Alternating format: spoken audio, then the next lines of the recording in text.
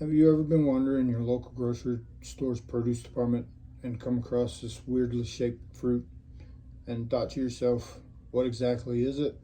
Or even how to eat it? Mangoes are a very inexpensive fruit that can be enjoyed as an additive to a salad, into a smoothie. More my personal preference, enjoyed cubed with some chili powder on top of it. Today I'm going to detail the history of this long-standing fruit, the several different varieties that you may have come across, and a few uses to enjoy it, and a simple way to cut this fruit. Let's dive into the beginning and see where the fruit began. Some say mangoes have been around since 4000 BC, found in Hindu writings.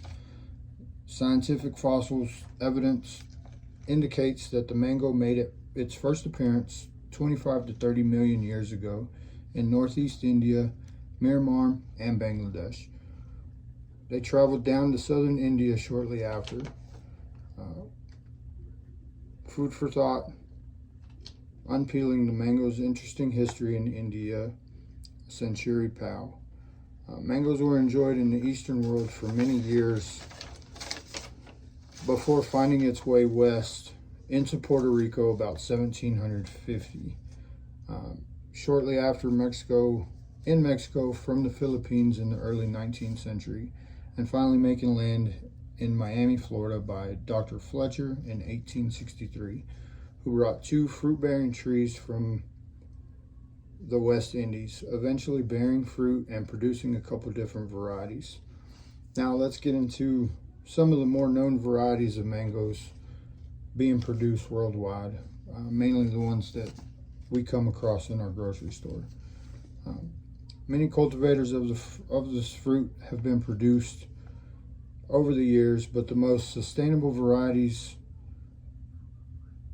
today are the Tommy Adkin variety, Kent variety, Keat, Hayden, Francis, and the honey mango, formerly known as the Altufo. Each has distinctive coloring of peel, varying from a solid green outside to some that have ripened to a red-orange color, giving off a sweet aroma and soft outside after ripe. National Mango Board 2020 edition, mango.org. Since we now know some of the varieties, let's look at a couple great ways to enjoy this amazing fruit. Start by cutting it at about an inch inward from the center. Once you get a side cut away from the seed, you can slice into cubes, similar to cutting into an avocado. From then, the options seem endless. Add a few cube pieces to a summer salad to add a little color and a little refreshment, or as an additive to a refreshing smoothie.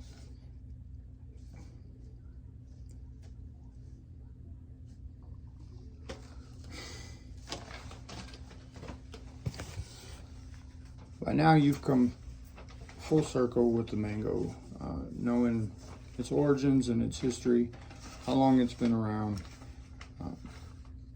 different varieties, different coloration of the fruit itself, and a few ways on how to enjoy this 1000-year-old fruit.